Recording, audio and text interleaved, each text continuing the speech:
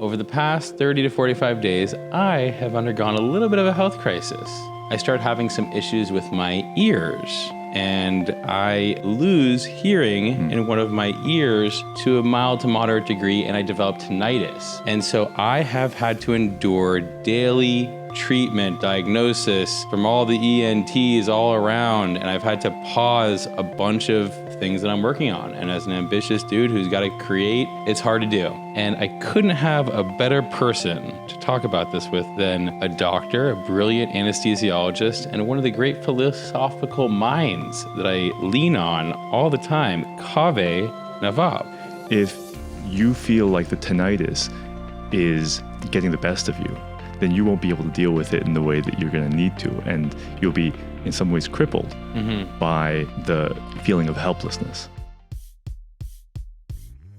Law flip, objection, Your Honor. Turn the game upside down. Law flip, objection, Your Honor. Turn the game upside down. Welcome to Law Flip. It's a conversation about law, life, a medical crisis of sorts, an incredible philosopher mind, a doctor, and so much more. So, over the past 30 to 45 days, I have undergone a little bit of a health crisis. We're going to talk about it. We're going to talk about how I've had to basically pause all my ambitious endeavors. You know, I've been going for it, going hard, and I've had to allow myself to relax a little bit.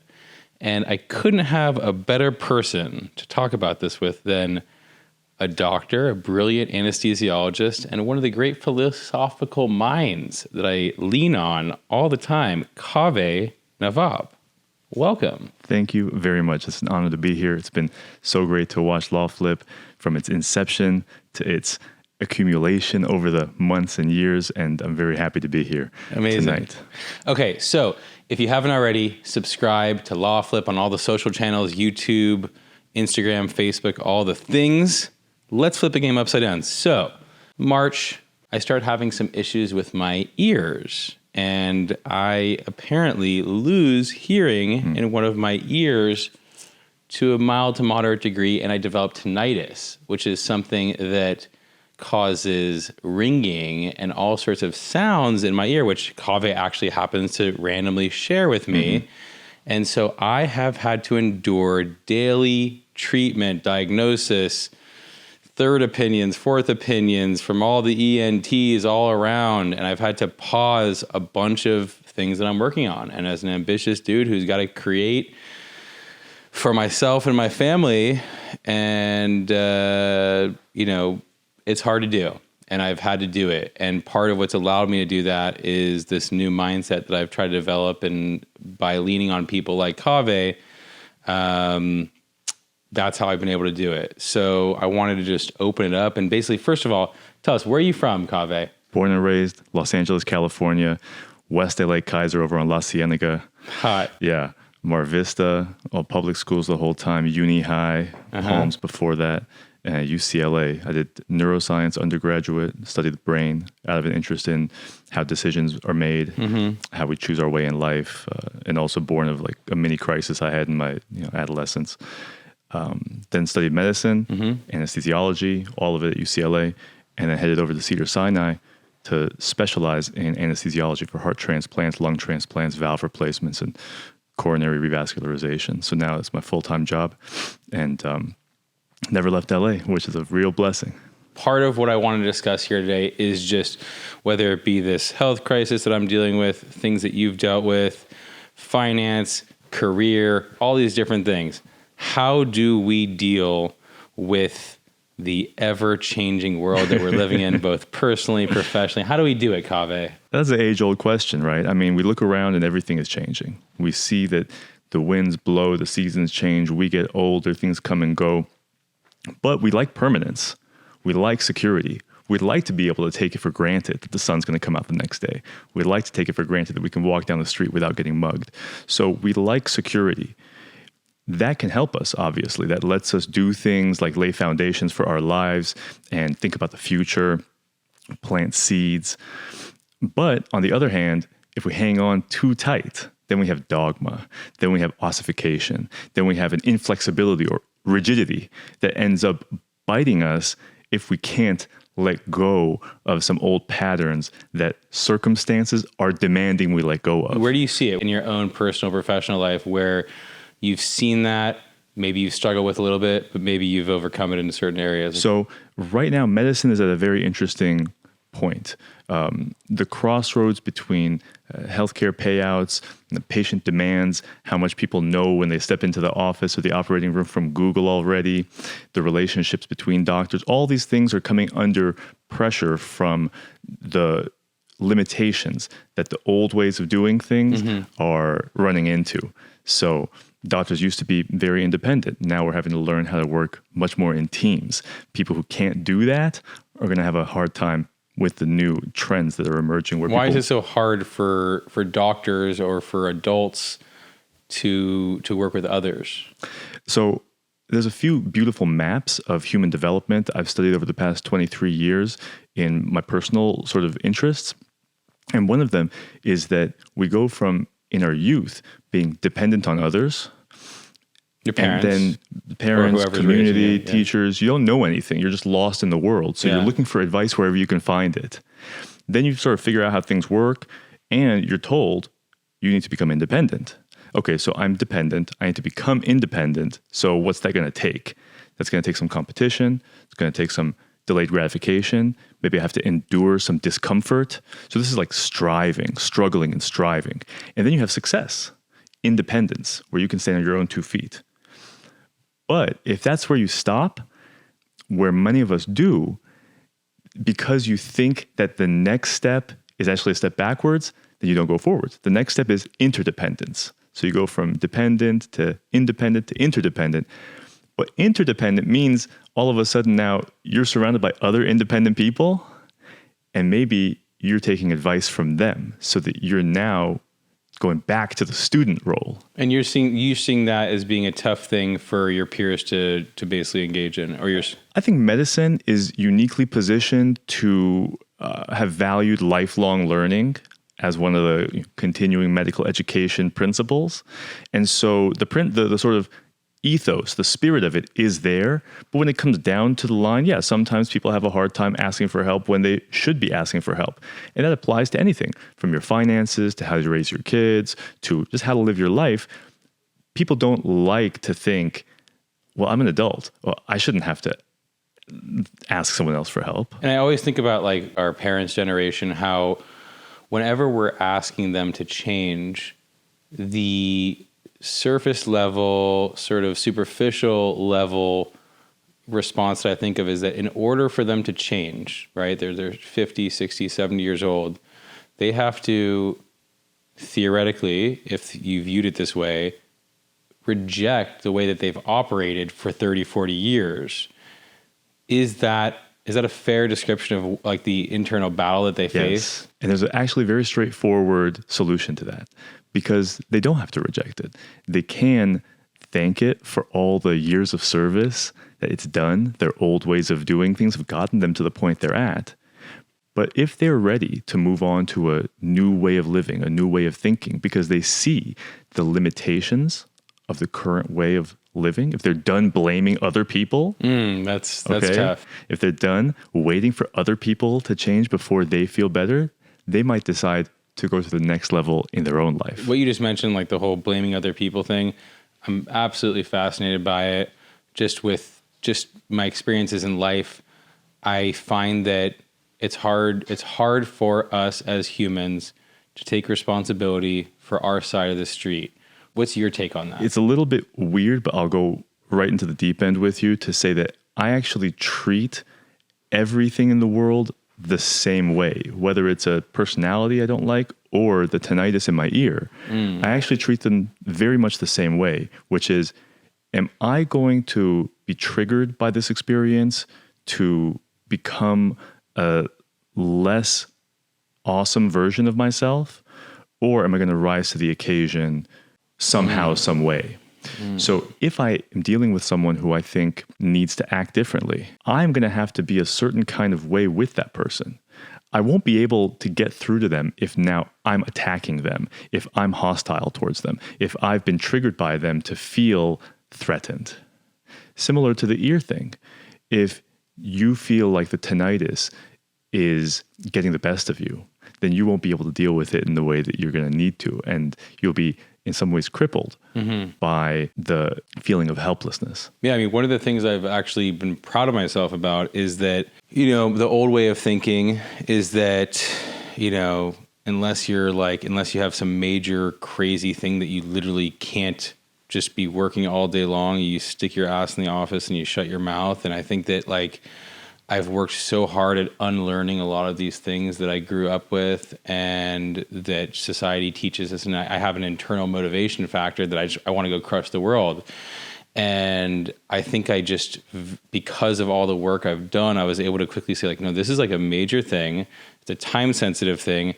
And I literally just pushed everything to the side and got my ass in there. And I think that it's a microcosm for how I'm viewing all the different things in my life. That just because you did something a certain way for so long doesn't mean that you have to keep doing it. And I see it as a continuing trend with lawyers and professionals and pretty much everybody. You said something before we were taping about there's kind of either two ways to go. It's either what is it? What is it? You can either go forward into the future, which is somewhat unknown, and it's something like a leap of faith because you don't know what a new kind of behavior in the same situation is going to get you, or you just retreat into safety and the status quo. But something like COVID or something like tinnitus or some crisis is going to push you out of the status quo. Yeah. And so that's the lesson. That's the age-old hero's journey that says you're being called to do something and you're not going to want to do it because you're safe at home the way things are. But you're going to be called and called and called again until you just can't help but move forward with whatever wave is pushing you, whatever pressure you're feeling to go in this new direction. Where are some areas that you've seen where you've had challenges sort of pushing forward into the future that, you've worked through? Yeah, I think the best example for me is really my wife. My wife, Sarah, is this incredibly fluid, dynamic, potent, and yet light and fun-loving person who astounds me with her ability to simultaneously make plans and really want things to go a certain way and be detached from the outcome.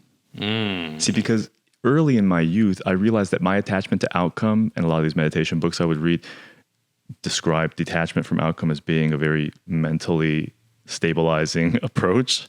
And I took it, and it's worked great for me.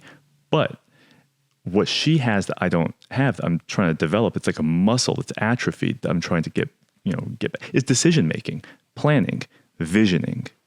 She has that and the detachment from outcome. That's crazy. Normally, when you have something you really want to do and you plan it and you anticipate it, your self-esteem starts to get woven in there. Entitlement starts to, and if it doesn't work out, you get really bummed out. So ambition is oftentimes choked out preemptively by you're thinking, well, what happens if it doesn't work? Yeah. Sarah doesn't have that. So for me, being with her has pushed me to become more of the kind of person who thinks about the future, plans it out, and is okay if it doesn't go the way I wanted it to. I mean, that is the moving forward future stuff because everything, the other side of that is just doing the perceived comfortable thing that you've always been doing.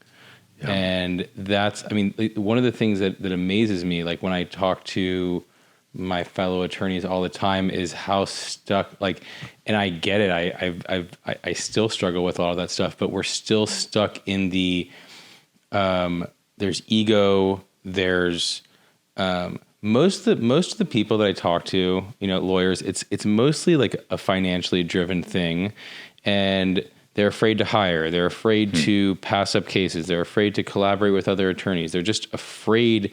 They're so used to feeling like there's this inflated sense of ego or insecurity. I don't know what it is that just makes it so hard to do things in a way that it actually isn't even that nuanced or brilliant. It's really like the way that most other businesses work. Yes.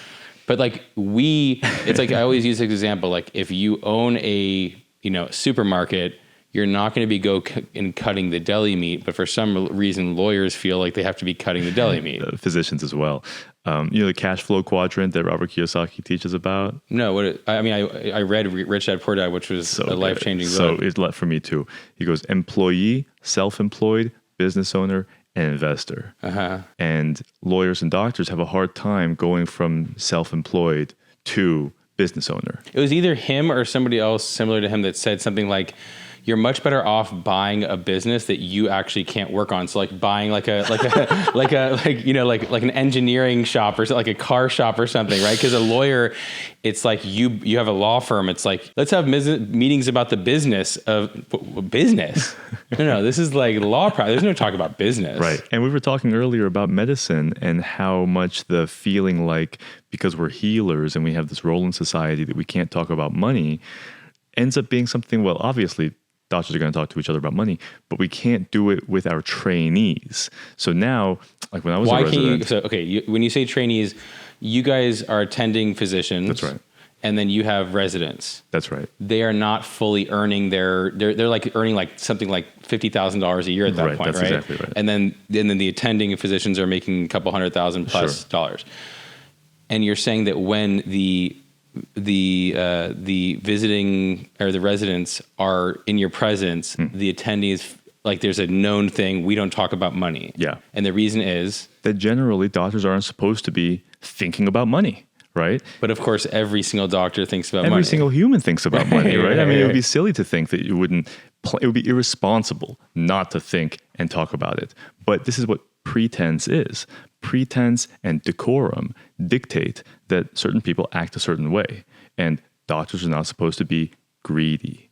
And so when they are, which in this case means even thinking about money in public, all of a sudden there is this kind of, I think it's fading away like many of the other things. It's coming under pressure because doctors don't make as much as they used to.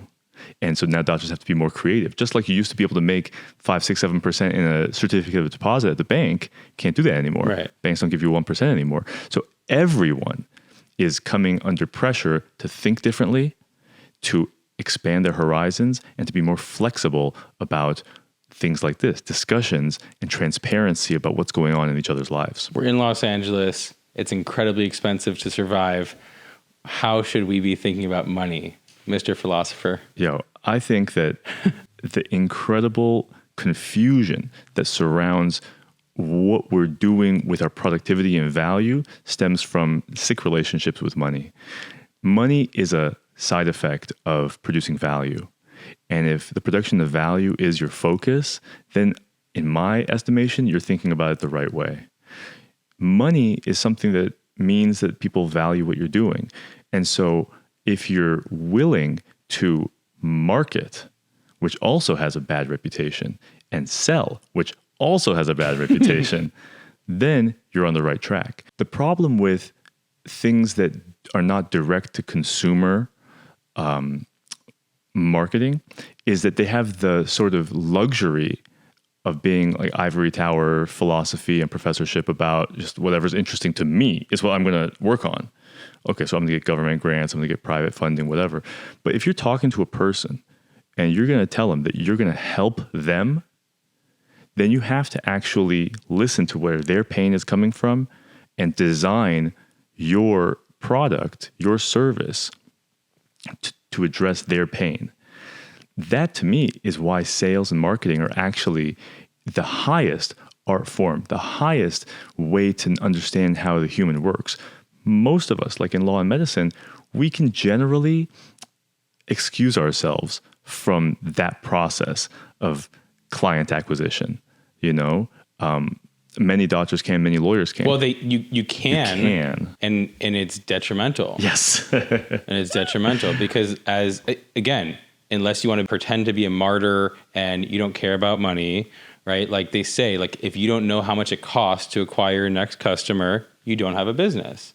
You could certainly do well and you could do good work and you could be word of mouth and that works.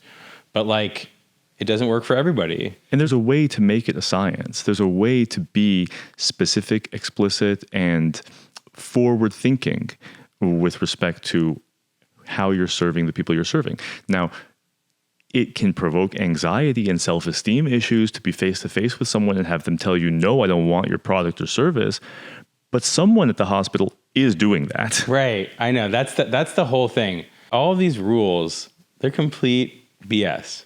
Like even with the processes and procedures of a law firm, right? My law firm, we think I'm licensed to practice in California, New York. I took the bar exam. I spent 12 years. I grew up with a family of lawyers. I have this like pool of information that like I can't impart on anybody else. It's the only like I need to be involved in all these decisions. If you really break it down, what does it mean to find out whether I could handle a particular case for a client? There's a list of questions that need to get answered. Yeah. That's it. It's about qualifications. Yeah, and you want to talk to the person. You want to see if this person makes sense. They could be shown in front of a jury. But like the idea that you have like this this unique set, there's an inflated sense of how important you are to the process. I think that's and also a deflated sense of how productive you could be if you unloaded the things that don't make sense for you to do.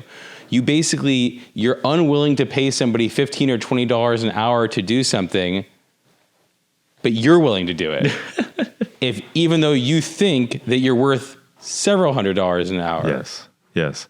And so the pressure is going to come at us from all corners, whether it's AI, machine learning, other members of the workforce. We are going to have to rethink our positions in all of these different professions and service industries. So going back to the question of how to approach value, how to approach money, I mean, I've always been I've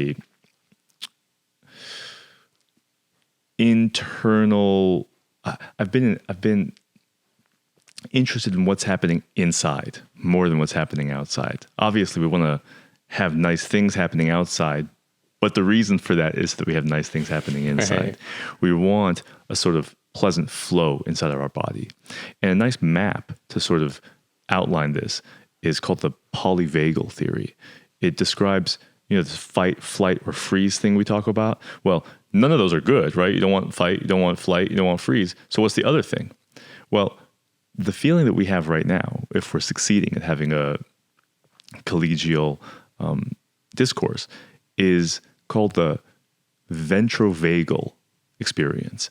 The ventrovagal is a prosocial parasympathetic experience where we're relaxed, we're enjoying smiling faces, friendly voices, and there's no competition, right?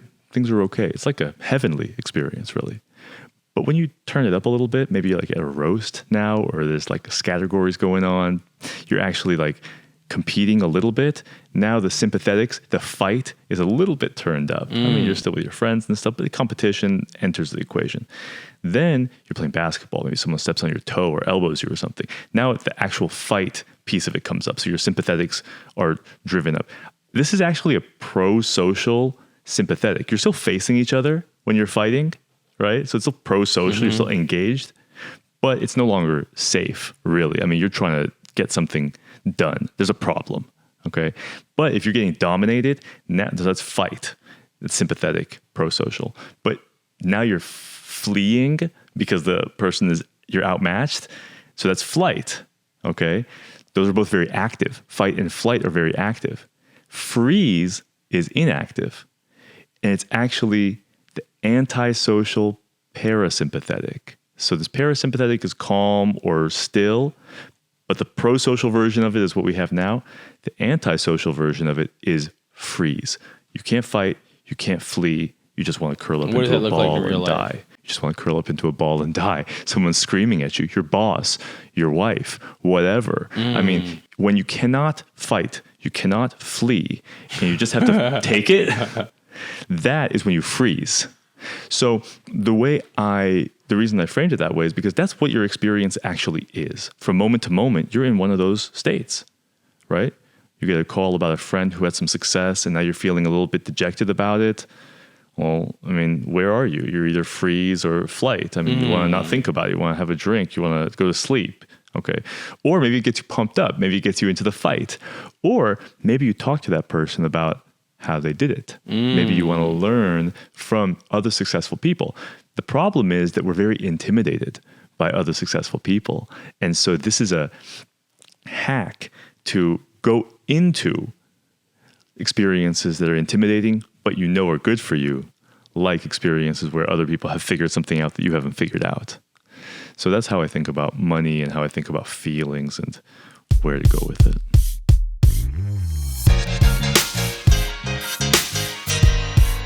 This is the legal tip of the month from Smith & Benowitz, an employment, personal injury, and class action law firm. So I'm going to highlight what's called an invisible disability. So you see me, I look relatively normal, right?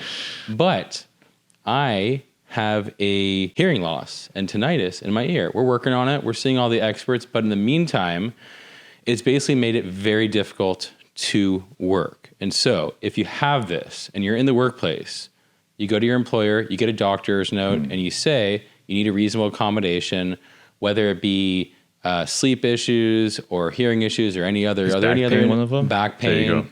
all sorts of stuff where it may not be visible to your employer. Get a note from your doctor and get a reasonable accommodation from your employer. And if you have any problems, give us a call at 1-833-LAW-FLIP. Okay, Kaveh, it was a beautiful conversation. Tell us, what can people reach out to you for? Where can they reach you? And any parting words for the Law Flip audience? Yeah, absolutely.